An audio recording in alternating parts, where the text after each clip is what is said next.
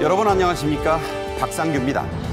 구속 기소된 가수 김호중 씨에게 음주운전 혐의의 적용이 배제됐습니다.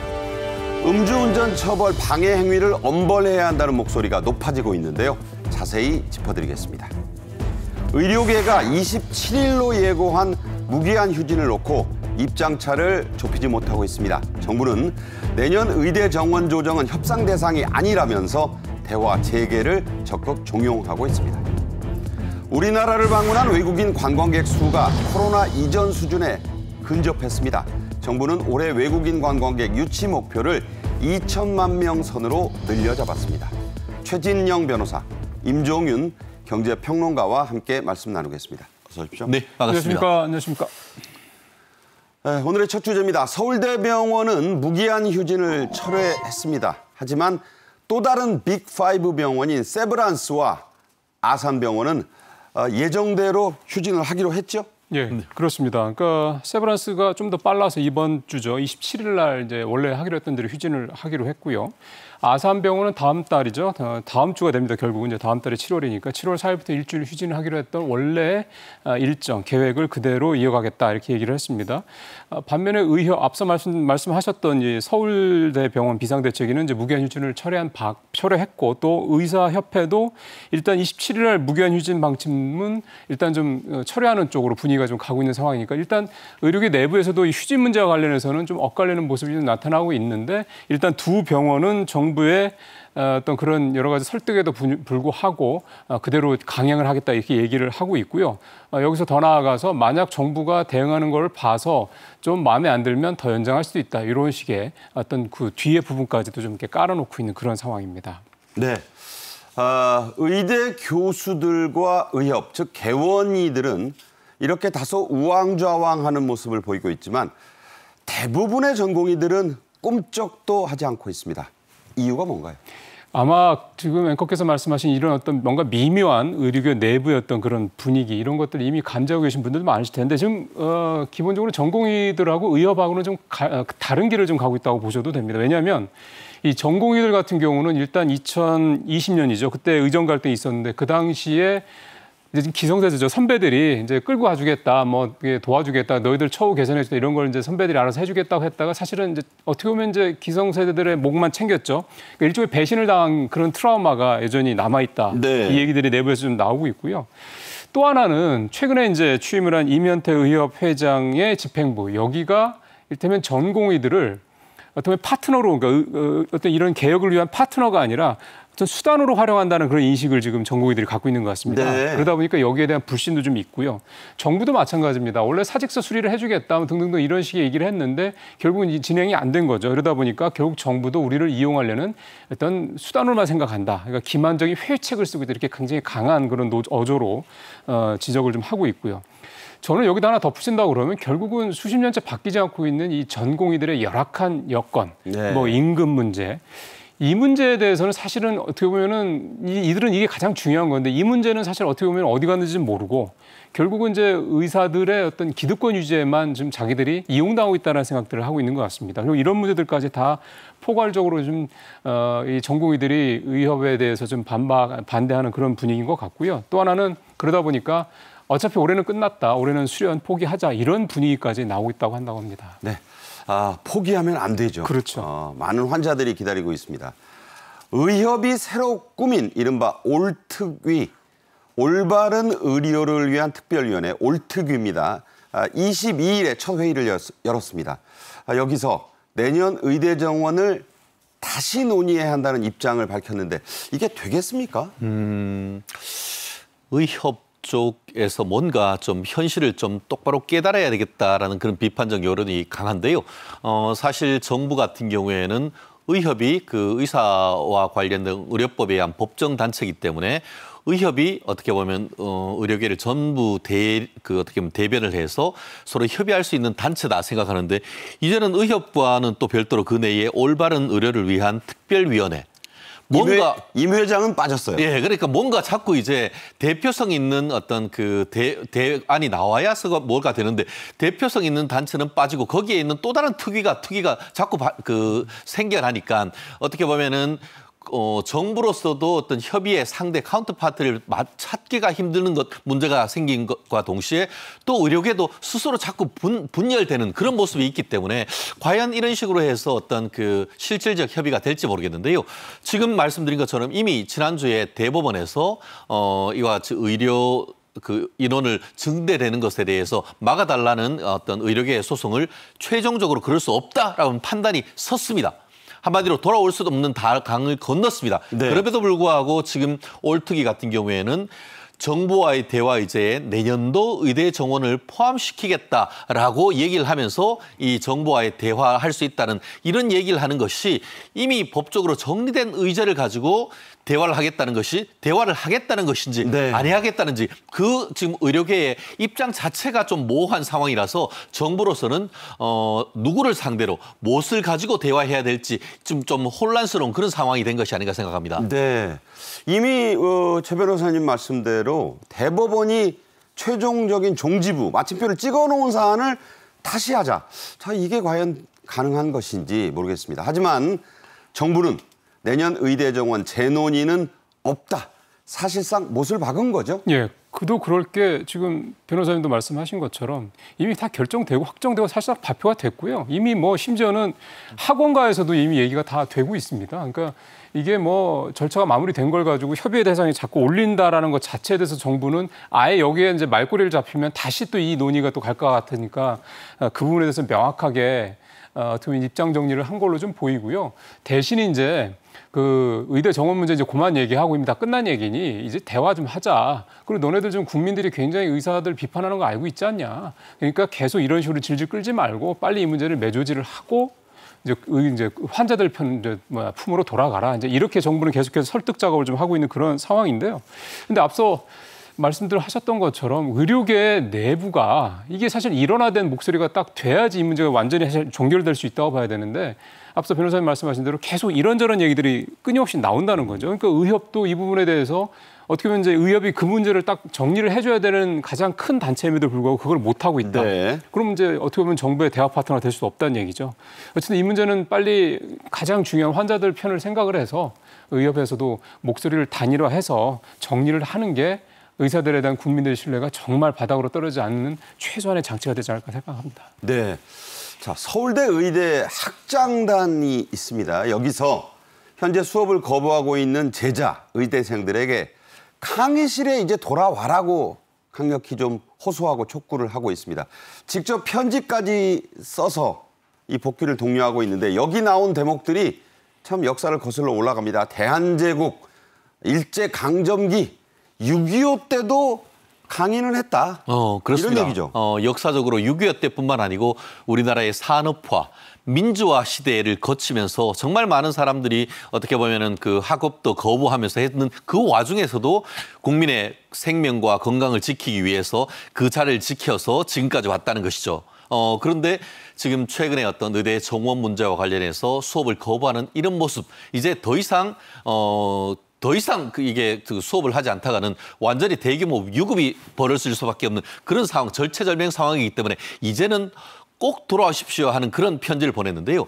실제 지금 지난 6월 20일자로 해서 이 기말고사 다 끝나고 방학으로 지금 들어간 상태입니다. 그렇죠. 근데 더 이상 어떻게 보면 지금 현재로서의 비상사태로 어떻게 보면 대응을 한다고 하면은 방학을 없이 이 6월, 7월, 8월 동안 방학 기간 동안 계속 수업을 하면 수업 시수를 맞출 수 있기 때문에 이번에 유급 사태가 없이 계속 학업을 계속할 수 있는데 이거보다 더 늦어지면은 전체적인 어떤 그 학업 일정에 엄청난 지금 타격이 입을 수 없는 그런 거기 때문에 지금 특히 학교의 학장단 선생님 교수님으로서는 학생들의 미래를 위해서 정말 지금은 어려운지 모르지만 이제는 학업으로 돌아오라라고 하는 그런 어떤 그 선배로서의 메시지를 강하게 던진 것이 아닌가 평가합니다. 여기서 하나 여쭤보고 싶은 게 이게 이제 역차별 얘기가 나와요. 법적으로 만약에 다른 의대생 아닌 일반 대학생들이 이렇게 수업 거부하면 이거 봐줄 수 없는 거잖아요. 그렇습니다. 사실 지금 그 의협 같은 경우에도 지금 행정부에서 뭐라고 했습니까?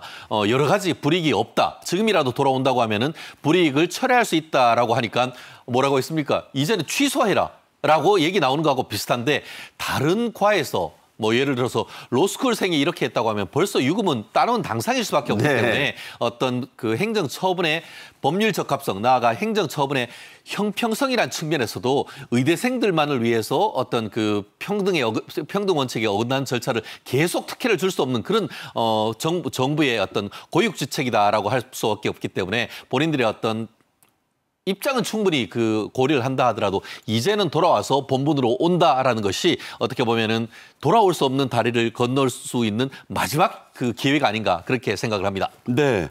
로스쿨뿐이 아니라 일반 대학생들은요. 이렇게 할 수가 없어요. 의대생들 더 이상 본인들이 특권 계급이 아니라는 것도 좀 깨달아줬으면 좋겠습니다. 환자분들이 가장 걱정입니다. 그 가족들도 피가 마르고 있습니다. 환자단체들은 다음 달 7일부터 4일이죠. 일단 총궐기를 예고하고 있습니다. 그동안 불안감을 토로했던 환자분들의 목소리 직접 들어보겠습니다. 환자들을 볼모로 잡은 거지 말이 안 되는 거지. 강경하게 나가야 돼. 지구상에 어느 나라가 이런 나라가 있어. 교수님 안 계시면은 바로 생명이 위태해질 수 있는 급박한 상황이 있는데도 그냥 바로 그냥 데모를 하신다는 건 회사원하고 다른 게 없으신 것 같아요. 그냥 돈을 우리가 데모해야 되는데 자기네가 데모하면 네. 자, 저분들은 일부입니다. 네. 정말 하루하루가 지금 소중하고 생명의 불이 꺼져가는 분들도 있습니다. 의료 공백 사태 해결 촉구를 위해서 이른바 총궐기. 그런데 이 한 1000분이 나온다고 하는데 보신각 앞에서 한다는 거예요. 보신각이 어떤 장소입니까? 자, 7월 4일. 어떻게 봐야 되나요? 일단은 이 궐기 대회 주체가 되게 중요합니다. 말씀하신 대로 환자들이 포함이 돼 있고요. 그다음에 환자들만 가지고는 아무래도 좀 제한적일 수밖에 없으니까 건강상 이런 문제를 봤을 때 한국 환자단체 연합회라든가 한국 유방암 환우 총연합회 같은 이런 환자 단체들이 이제 중심이 돼서 환자들까지 포함해서 이번에 총궐기 대회를 말씀하신 대로 4일 날 오전에 개최할 예정입니다. 7월 4일이면 엄청 더울 거거든요. 그러다 보니까 이제 아무래도 그런 걸 감안해서 보통 잘 아시겠지만 광화문이나 이렇게 시내에서 이런 집회 열면 보통 오후에 하잖아요. 그래서 이번에는 그런 폭염 같은 걸 감안을 해서 오전 10시 반으로 시간을 잡았고요. 그러니까 이번 총궐기대의 의미를 이렇게 봐야 될 것 같습니다. 2014년에도 그렇고 2020년에도 의사들의 집단행동이 있었거든요. 근데 당시에는 환자 집회라는 게 아예 열리질 않았습니다. 그러니까 지금이랑 분명히 그때랑은 상황이 다르다라는 게 이번 총궐기대의 의미가 있다고 볼 수가 있는 건데요. 역시 공백 사태가 그때에 비해서 훨씬 더 장기화되고 있으니까 굳이 따져보면 2월부터니까 벌써 한 4개월째 의료 공백 사태가 장기화되는 거 아닙니까? 네네. 그 사이에 건강 상태가 더 악화된 분들 분명히 계실 겁니다. 돌아가신 분이 여러 있어요. 거고요. 네. 사실 그 부분에 대한 거를 정말 법적으로 책임을 져야 될 수 있는 상황인데 뭐 그 문제는 일단 차치하더라도 일단 이렇게까지 단순히 환자들뿐만 아니라 이런 환자들의 마음에 공감하는 환자 단체들까지 또 여기에 당연히 많은 시민들도 공감을 해주고 있고요. 그러니까 이런 상황이 이제 더 이상 이어지지 않도록 더 길어지지 않도록 이런 총궐기대를 계기로라도 명확하게 좀 정리가 좀 돼야 될 것 같습니다. 네, 한국 환자단체 연합회라는 곳이 있습니다. 여기서도 성명을 냈습니다. 저희가 이제 이거를 요약을 해서 그래픽으로 보여드릴 텐데 이렇게요. 환자단체들이 직접 나서서 대규모 장외 집회까지 여는 경우 제가 보기에는 거의 처음 있는 일이 아닌가 싶은데 자 어떻게 봐야 합니까? 그렇습니다. 지금 그 환자단체 회의 같은 경우에는 현재 의료 정상화에 대한 기대는 점점 멀어져가고 또 환자의 불안과 피해가 가중되는 소식밖에 없다라고 얘기를 하면서 더 이상 이 환자단체들이 인내하기는 어렵다라고 하는데요. 사실 지금 그 의사분들이 어떻게 보면은 진료 과정에서 잘못으로 인하여서 본인들이 손해배상 책임이라든가 형사 책임을 묻는 것이 너무 부당하다고 지금 얘기를 하고 있습니다만 오히려 지금 진료를 거부함으로써 지금 일부는 사망하기까지 이르렀고 또 상해가 어떻게 보면 질병이 깊어지면은 환자단체 같은 경우에는 이른바 부작위에 의한 업무상 과실치상, 부작위에 의한 업무상 과실치사로 형사 고소할 가능성도 없지 않단 말이에요. 네. 그럼 뭐냐면 의사들은 이런 식으로 어떤 그 사실상 파업을 통해서 본인들의 어떤 권익을 증진하려고 한다고 하지만 지금 파업을 통해 가지고 오히려 의사 단체 그 환자 단체들이 형사 고소를 통하면은 의사 선생님들이 오히려 형사적인 책임을 더 질 가능성이 더 높아지고 있는 이런 아이러니한 상황이 되는 것 아니겠습니까? 피고소인 되는 거죠? 그렇게 될 수밖에 없는 겁니다. 그렇기 때문에 이런 상황 속에서 집단 행동을 하기보다는 오히려 적극적으로 지금 의료계에 나가고 환자들의 어떤 마음을 얻었을 때에 본인들의 목소리가 더 커질 수 있다는 거, 그런 걸 생각한다고 하면은 이제는 어떤 파업으로 나갈 때가 아니고 환자들에게 돌아올 시간이 아닌가. 저는 그 말씀에 굉장히 공감을 합니다. 네. 자, 맘카페라는 곳이 요즘은 아주 강력한 네. 그 의사 표출을 하고 행동하는 단체입니다.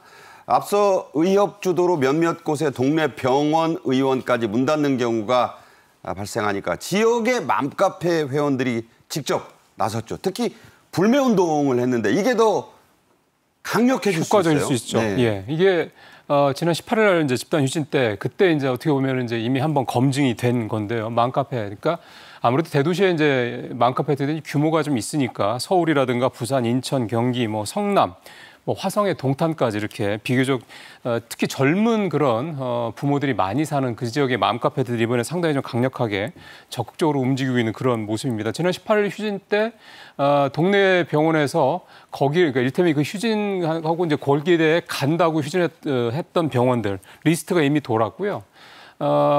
거기서 분명히 이제 거기서 벌써부터 이제 이런 휴진한 병원들에 대해서는 이제 앞으로 불매 운동을 하겠다 이렇게 좀 공언을 하고 있는 그런 상황인데. 네. 이제 27일 날 지금 또 휴진을 이제 예고했죠. 세브란스 병원이 있고 만약에 의협이 이제 만약에 확실하게 이걸 한다고 그랬을 경우에는 또 한 번 여기에 참가하는 병원들에 대해서는 중복해서 또 아마 이런 강력한 경고가 맘카페들에 또 있지 않을까 그런 생각이 좀 듭니다. 자, 이 불매운동이 말이죠. 장기화하거나 굳어지면 거기서 의사 선생님들 동네에서 병원 여실 수가 없을 거예요. 어렵죠. 네, 다음 주제로 가겠습니다. 올 상반기에 언론을 달궜던 여러 가지 뜨거운 뉴스 가운데 김호중 씨 사건을 빼놓을 수 없습니다. 김호중 씨는 검찰의 구속 기소와 함께 그 사건이 이제 2라운드로 넘어가게 됐습니다. 경찰 출석부터 송치까지의 주요 장면 저희가 영상으로 요약했습니다. 김호중 씨 오늘 조사에서 경찰이 어떤 말씀하셨습니까?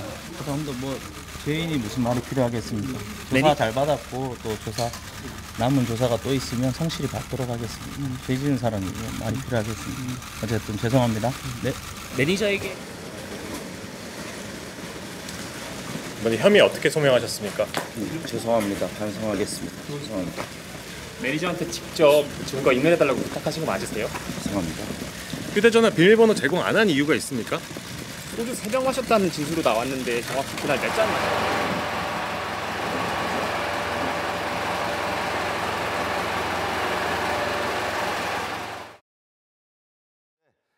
수갑 부분을 가렸죠. 자, 서울중앙지검이 지난 18일 가수 김호중 씨를 구속 기소하면서 세간의 관심이 쏠렸던 이 음주운전 혐의 이게 빠졌어요. 이유가 뭡니까?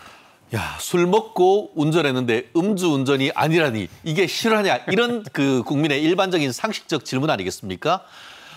결국 음주운전으로 처벌하기 위해서는 우리가 훅 부는 음주 측정기에 측정을 해서 삐삐가 나와야죠. 그렇죠. 0.03% 이상이 나와야 되는데 이번 케이스 같은 경우에는 물타기는 봤어도 술타기라는 의혹. 한마디로 음주 측정을 거부한 다음에 나중에 다른 데 가서 술을 더 마셔버렸고 그 시간이 열흘 겹 시간이나 지나다 보니까 결국 음주했다고 자백은 했지만 그 당시 어떻게 보면 사고를 낸 당시에 음주 혈중 알코올 수치가 얼마인지를 엄격한 증거에서 입증을 해야 되는데 최초 수치가 안 나와요. 그 수치가 안 나오다 보니까 네. 이른바 의심스러울 때는 피고인의 이익으로 해서 기존에 보니까 이런 케이스에서 유죄로 이게 기소를 한다 하더라도 대법원이 무죄 판결을 하다 보니까 검찰로서는 이거 음주운전으로 기소를 한다 하더라도 기존의 대법원 판례에 비춰서 무죄가 나올 가능성이 있다 보니까 그거는 부득이 빼고 다른 죄로 재판에 넘겼다 이렇게 보는 것이죠. 네, 위드마크로 측정을 해도 역추산해도 수치가 처음에 없으면 안 된다는 거예요. 여기에 법망을 빠져나갈 큰 구멍이 있는 겁니다. 자, 이래서 계속 나오는 게 검찰이 말한 공소유지의 어려움입니다.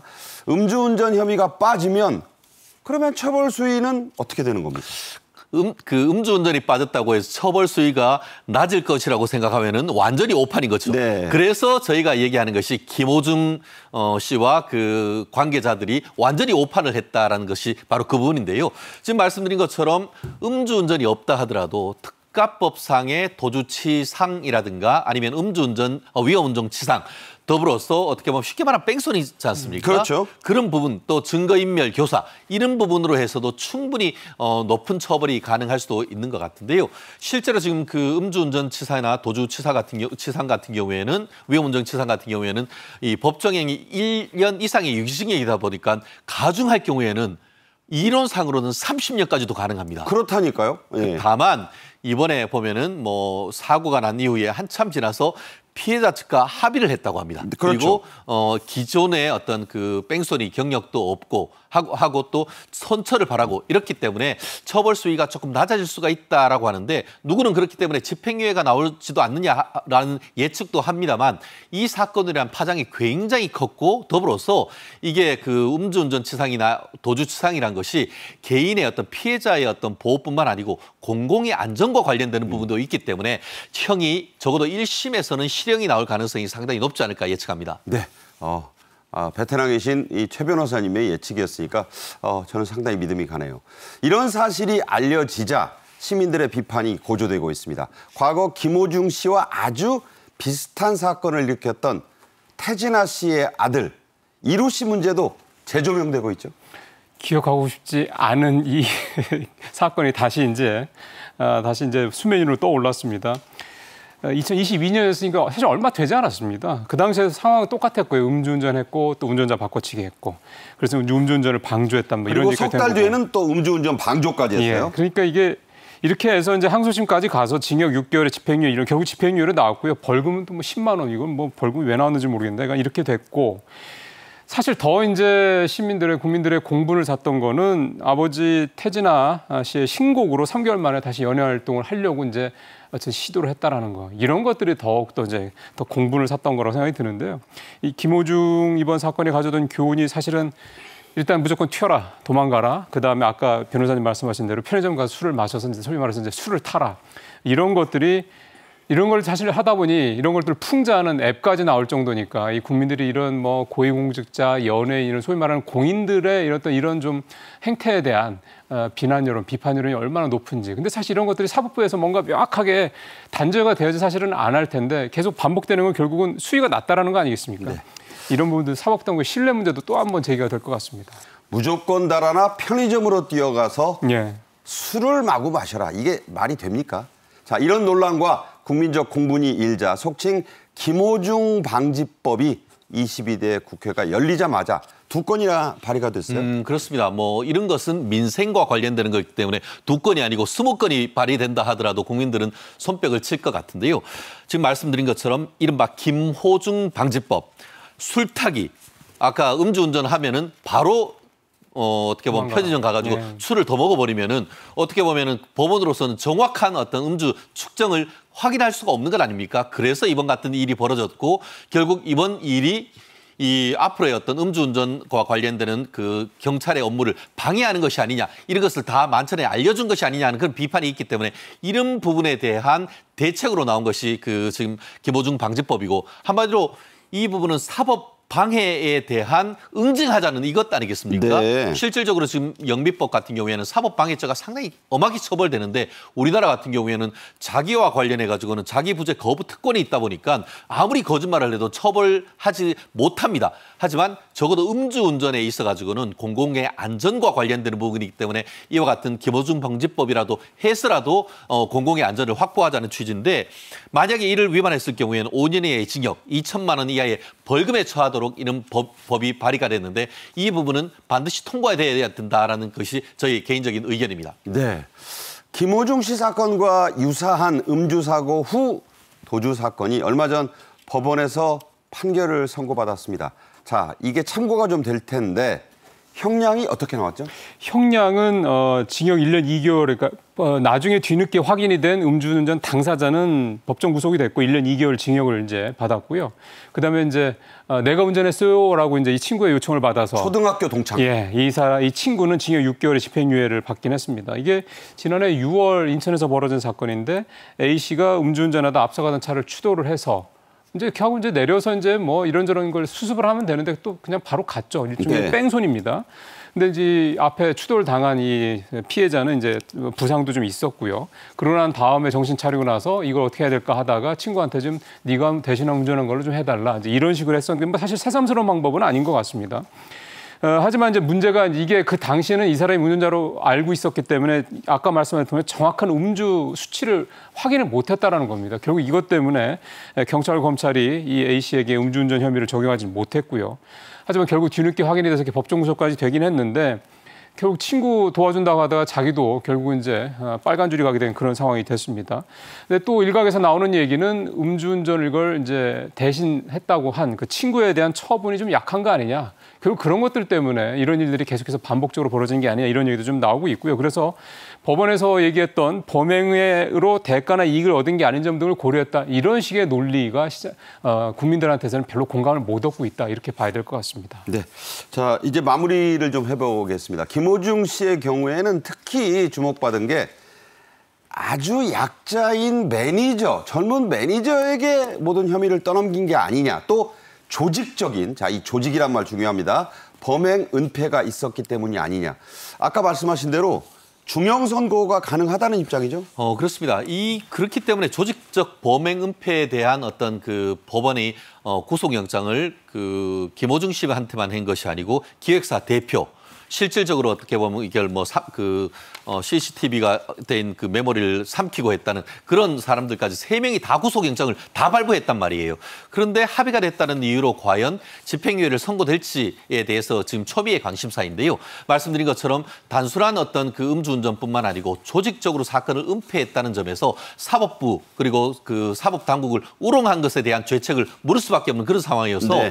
뭐 아직까지 단정할 수는 없겠습니다만 현재 적어도 1심 단계에서는 실형이 불가피한 것이 아닌가. 다만 항소심 같은 경우에는 어떤 합의라든가 이런 부분 또 구속 기간이 좀 더 길어진 것에 대한 나름대로의 어떤 그 평가를 해서 집행유예도 가능한 그 정도의 어떤 앞으로의 일정의 예측을 한번 해봅니다. 네, 지켜볼 대목입니다. 자, 오늘의 마지막 주제로 가겠습니다. 우리나라를 찾는 외국인 관광객들의 수가 코로나19 이전 수준에 바짝 다가섰습니다. 정부는 올해 외국인 관광객 유치 목표를 2천만 명 선으로 늘려서 잡았는데요. 줄어들기만 하던 제주도 관광객들도 16% 이상 6개월 내리 늘었습니다. 먼저 영상으로 보겠습니다.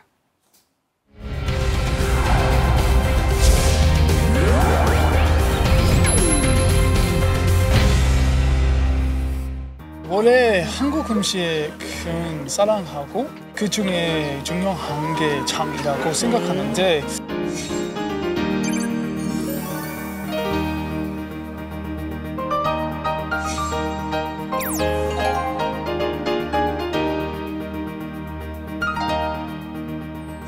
우리나라에 오시는 많은 분들이 이제 다양한 프로그램들을 통해서 그 발걸음을 좀 더 머물고 다시 찾게 하는데 힘을 쏟도록 하겠습니다.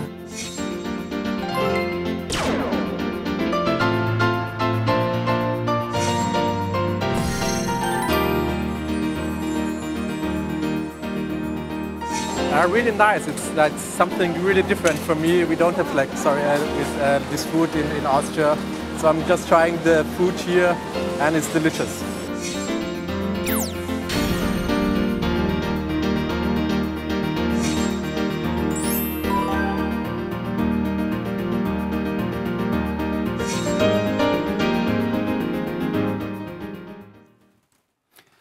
반가운 소식이 아닐 수 없습니다. 올해 1월부터 4월까지의 외국인 방문객들을 누적으로 저희가 합산을 해보니까 아주 크게 늘었습니다. 코로나19 이전 수준 거의 되찾았다죠? 예, 지금 표에도 나오는데요. 일단 방한한 외국인이 487만 명입니다. 이게 1년 전에 비해서 86%나 늘어난 거고 지금 표에서 제일 왼쪽 2019년, 그러니까 코로나 전이죠. 그다음에 제일 오른쪽에는 2024년 올해 딱 보시면 1월에서 4월까지 2019년도에 548만 명이 입국을 했고 그다음에 올해는 487만 명. 이래서 이제 거의 코로나 전에 한 89% 가까이 좀 회복을 한 그런 상황인데요. 보면은 일본인 관광객이 83%까지 좀 회복이 됐고 중국 관광객은 거의 80% 정도 회복이 됐는데 좀 특이할 만한 거는요. 최근 우리나라 수출이 가장 많이 늘어난 데가 미국이거든요. 네. 미국인 관광객들이 20%나 작년 대비해서 늘어났다는 거. 또 하나 인도네시아라든가 싱가포르라든가 대만이라든가 이렇게 동남아 쪽에 있는 나라의 관광객들이 또 우리나라를 많이 찾고 있다는 거. 이런 것들이 좀 코로나 이전과는 조금 더 다른 어떤 그런 특징이라고 볼 수가 있겠습니다. 그러니까 이제 나라별로 고르게 지금 증가하고 있다는 거죠. 그렇죠. 앞서도 말씀드렸지만 우리나라 관광의 바로미터 중에 하나가 바로 제주도입니다. 이게 아시다시피 제주도 코로나 중에 또 그 이후에도 좀채로 관광이 잘 살아나지 않아서 어려움을 많이 겪었죠. 올 들어서는 상황이 다릅니다. 매달 10만 명 이상의 외국인들이 반년 내리 찾고 있다죠? 그렇습니다. 사실 코로나 이전에 제 친구 후배 변호사가 제주도 용도암에 갔더니만 메이드 인 코리아는 자기하고 용도암밖에 없었다. 그만큼 외국인 관광객이 많았다는 것을 그렇게 재밌게 표현했던 것 같은데요. 2명밖에 없고 바위하고 자기밖에 없더라. 그렇죠. 네. 그만큼 외국인 관광객이 많았는데 코로나 당한 사람들이 방문을 안 하다가 최근 연속으로 10만 명이 넘었다라고 합니다. 계속 늘면서 이 6개월 왔네요. 예, 그러면서 이런 부분이 하면서 이제 또 외국인 전용 카지노 같은 경우에도 4월 달 매출이 410억 원이 넘어서 개장 최초로 400억대를 넘었다라고 얘기를 하고 있고요. 그게 이제 엄청난 거라죠. 엄청난 것이죠. 그리고 저희는 뭐 갈 때 비행기만 타고 가냐 했더니만 그게 아니고 초대형 크루즈선이 매일 한 척걸로 제주항에 입항을 하는데요. 지금 그 제주도 같은 경우에는 우리 본토 한반도 말고 제주도에는 무비자 입국이 가능합니다. 그래서 이와 같이 그 크루즈선의 무비자 입국 이런 정책이 상당히 효과를 톡톡히 내고 있다. 이런 평가인 것 같습니다. 네, 말씀하신 대로 이 대형 크루즈선은요.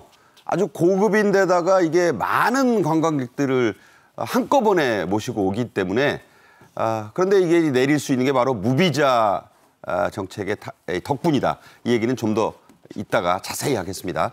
정부는 이에 맞춰 외국인 관광객들을 위한 편의 대책을 집중적으로 지금 내놨죠? 예, 뭐 물 들어올 때 노 저으려면 준비를 미리 해야 되는 거 아니겠습니까? 노도 좀 잘 좀 정비를 하고 그래야 되는 건데 일단 이렇게 본격적인 관광철에 앞서서 정부가 현장 목소리를 좀 열심히 청취를 했다고 합니다. 그래서 입국 절차 너무 복잡하다 이런 문제들, 체류 기간 좀 더 늘려야 된다라는 문제들, 그다음에 이제 와서 돈을 좀 편하게 쓸 수 있는 여러 가지 좀 서비스들을 좀 보완을 해야 된다 이런 지적들을 현장에서 봤고요. 그렇게 해서 이번에 나온 대책들이 전자여행 허가 일괄 신청 범위를 확대한다는 거니까 한마디로 이제 단체로 이렇게 수십 명 뭐 이렇게 할 때 그걸 좀 편의를 봐준다는 부분이고 여권 자동 판독 기능 이건 아마 우리나라 사람들 해외 들어가시거나 나오실 때 그 공항에서 좀 경험을 해보신 분들이 많으신데 그거를 이제 외국인들한테도 적용을 한다는 얘기가 되는 거고 비자 신청센터 같은 이런 그 외교 관련된 인프라를 확충을 해서 좀 비자도 빨리 받을 수 있게 해준다라는 거. 그다음에 이제 역시 외국인들이니까 언어 서비스, 다국어 서비스를 좀 확대하고. 저 가보니까. 네. 언어가 굉장히 많아요, 다양하고. 그러니까 이게 사실은 기본이거든요. 선진국 여행 가보신 분들은 잘 아시겠지만 우리나라 이제 언어도 웬만한 데서는 다 될 정도로 이제 다국어 서비스가 이제 보편화돼 있는 거죠. 이런 것들을 이제 우리도 이제 정착을 시켜야 된다 이런 얘기가 나오는 거고요. 또 하나가 이제 조금 더 이제 전략적인 접근을 할 텐데 마이스라고 그래서 국제 어떤 대형 회의 뭐 그다음에 어떤 컨벤션 또는 뭐 이런 전시 행사 이런 거에 참석하러 온 분들이 많습니다. 뭐 삼성도에 있는 코엑스나 저 일산에 있는 킨텍스 같은 게 대표적인 예인데 그렇죠. 여기도 굉장히 많은 외국인들이 오는데 여기 이제 올 때 이제 여러 가지로 이제 아무래도 입국 절차 같은 이런 것들이 좀 복잡하고 그러면 좀 불편할 수 있지 않습니까? 그렇죠. 이런 부분들도 좀 더 우대 심사대를 별도로 둬서 편의를 좀 도모한다든가. 앞서 말씀하셨던 크루즈 관광객들.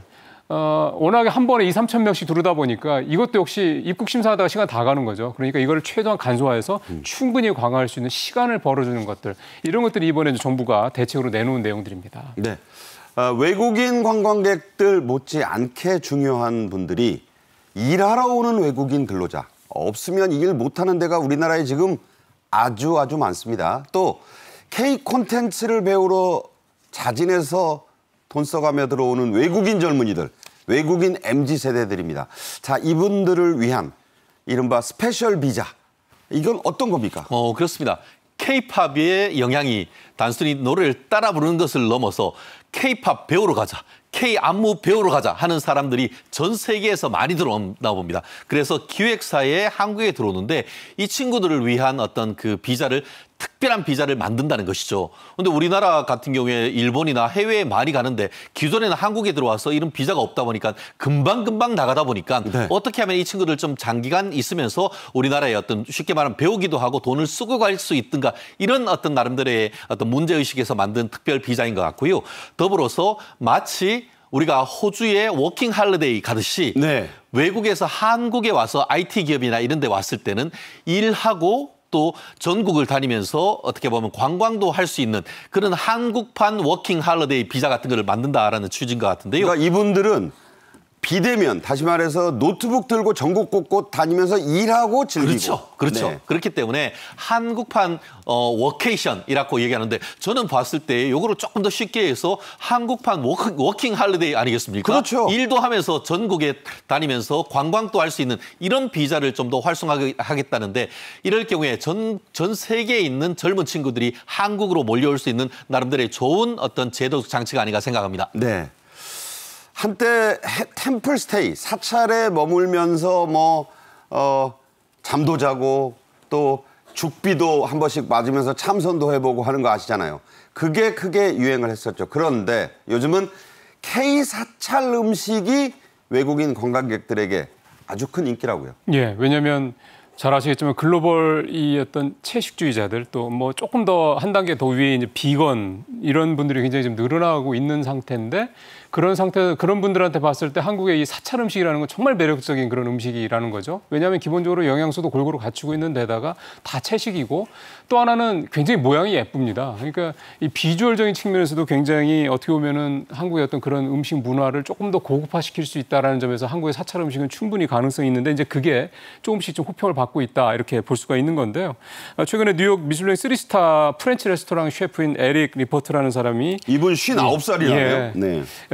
은평구 진관사에 있는 사찰 음식 행사에 참석을 해서 이제 직접 음식도 만들어 보고 또 만드는 것도 보고 또 뭐 여러 가지 궁금증들을 풀었겠죠. 이게 굉장히 이렇게 말씀하신 대로 거의 60세, 우리나라는 뭐 60세 넘었겠죠. 이런 분이 봤을 때 한국의 음식이 비주얼적인 뿐만 아니라 어떤 맛도 그렇고 굉장히 특히 이제 채식주의자들한테는 매력적인 그런 음식이 될 거다라고 이제 볼 수 있는 겁니다. 심지어 이제 앞서 말씀하신 템플스테이 같은 경우는 여기다 더해서 종로에 있는 금선사 같은 경우는 외국인들만을 대상으로 하는 이런 템플스테이 플러스 사찰 음식 이거를 경험할 수 있는 이런 어떤 그 상품이죠. 일종의 관광 상품을 만들어서 호평을 받고 있다고 그러는데 올해 1월에서 4월까지만 사찰 음식 이 특강을 수강한 외국인이 295명, 거의 300명이고 전년 대비 40%나 증가했다고 그러니까 관심도가 좀 굉장히 높아지고 있다고 봐야 되는 건데요. 네. 잘 아시는 것처럼 전 세계적으로 K푸드 열풍 분명히 있죠. 근데 이제 보통 불닭볶음면으로 상징되는 이런 매운 음식에만 한국 음식이 좀 특화됐다고 생각을 하는데 네네. 사찰 음식을 보거나 맛본 사람들은 이게 뭐야? 한국에 이런 음식도 있구나라고 느낄 수 있어서 K푸드의 또 다양성, 또 다른 면을 외국의 사람들한테 널리 알릴 수 있는 굉장히 좋은 기회라는 생각이 좀 듭니다. 네. 요즘 또 외국인 관광객이나 외국인 분들 사이에서 한국의 편의점이 또 인기예요. 편의점을 어떻게 쓰느냐? 갑자기 들어갑니다. 그래서 이 빈 그 얼음만 들어있는 걸 사요. 그래서 그 안에서 자기 마음대로 콤비네이션을 만들어 먹는 그런 음료 조합. 이걸 커스텀이라고 한다고요? 이거 정말 저도 굉장히 창의적이다라고 생각했는데 이제 K-컬처에서 K-편의점 컬처로 그 확대되고 있다고 하는데요. 지금 이게 단순히 음료를 하는 것이 아니고 K-편의점 코스 요리를 먹는다는 거잖아요. 음료를 하고 메인 디쉬를 하고 디저트를 하는데 그중에 음료를 만드는 것 자체에서 이 상당히 창의적인 이 조합을 만들어내고 있다고 하는데요. 그러니까 스트로베리와 말차가 안 어울릴 것 같은데 그걸 섞는데요. 그거를 만드는 것이죠. 그리고 또 아까 얘기한 것처럼 딸기 요거트 플러스 홍삼을 넣어가지고 만든다고 하는데 어떻게 보면 딱 가면 우리가 저거 있지 않습니까? 얼음 컵. 그걸 꺼내고 여러 가지 정리가 어떻게 보면 전시가 돼 있는 것 중에 음료를 하나 고르고 또 다른 또 어떤 레시피를 해서 자리에 아까 말씀드린 거 음료, 메인 디쉬 또 디저트를 한 다음에 거기에서 이쁜 색깔을 만들어내는 음료를 만드는데요. 그렇게 만들어내는 이 그 컨텐츠를 하나를 했더니만 아까 얘기한 것처럼 스트로베리, 요거트, 홍삼 이 그 레시피에 대해서 좋아요가 4만 개가 붙었다고 합니다. 순식간에. 순식간에. 그런 걸 보면은 이게 대한민국 사람뿐만 아니고 전 세계에 있는 분들이 이제는 K 컨비니언스 샵, 코리아 이 아까 편의점 이 음료 문화도 앞으로 더 잘 나가서 일본의 그 편의점을 뛰어넘는 시점이 왔는 것 같습니다. 네. 자, 그런가 하면 다소 이 어두운 면이 또 있어요. 외국인들이 맛집거리로 즐겨 찾는 서울의 광장시장, 넓은 광장이 아니고 많은 것을 담고 있다는 뜻의 광장입니다. 이 시장이 바가지요금 논란으로 시끄러웠습니다. 유인촌 문체부 장관이 직접 가서 조언을 했다죠?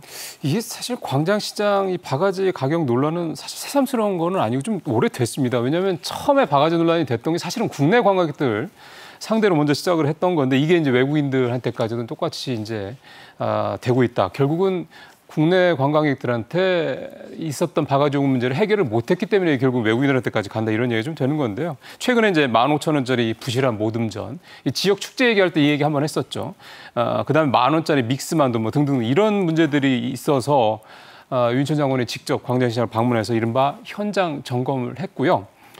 메뉴판 가격 비치된 거, 뭐 품질 관리 어떻게 하고 있는지, 뭐 서비스 같은 거 이런 바가지 관련 요금과 관련해서 논란이 됐던 이런 개별적인 이슈들을 하나하나 좀 점검을 했다고 합니다. 특히 이제 윤 장관이 이 자리에서 여러 가지 협의를 하고 회장 얘기도 좀 듣고 뭐 문제점 지적도 하고 이러는 과정에서 최근 종로구청이 좀 추진을 준비하고 있는 QR 시스템 이게 이제 중국에서 이제 흔하게 많이 하는 그런 시스템이긴 한데 네. 이거에 대해서 언급도 했었는데요. 이제 종로구청은 이 QR 시스템을 도입을 하게 되면 코드를 찍었을 경우 노점들의 어떤 메뉴라든가 가격 구성 등등 이것들을 이제 충분히 이제 투명하게 공개가 되기 때문에 지금의 이제 노점들 바가지 요금 문제들은 근절할 수 있지 않겠냐 이렇게 좀 기대를 하고 있어서 유 장관도 굉장히 관심을 많이 보였다고 합니다. 자, 이게 거위의 간 같다는 생각이 들어요. 황금알을 넣는다고 하루씩 기다리지 않고 거위의 배를 가르면 어떻게 되겠습니까? 장사 그날로 접는 겁니다. 많은 양심적인 상인분들이 계시니까 잘 좀 해결하시리라 믿겠습니다.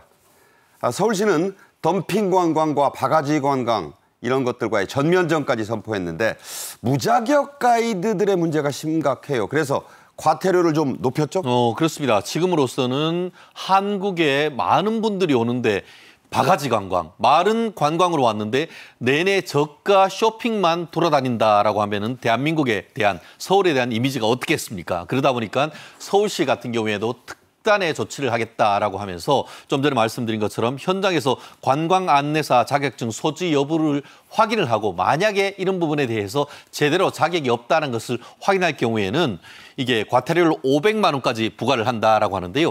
이런 부분에서 행정적인 부분이 잘 돼야 선순환이 되면서 해외에 대한민국의 K컬처를 홍보도 할 수 있는데 와서 기분 나쁘면 대한민국 오겠습니까? 그렇죠. 나름대로 서울시가 시적절한 행정처분을 예고한 것 같습니다.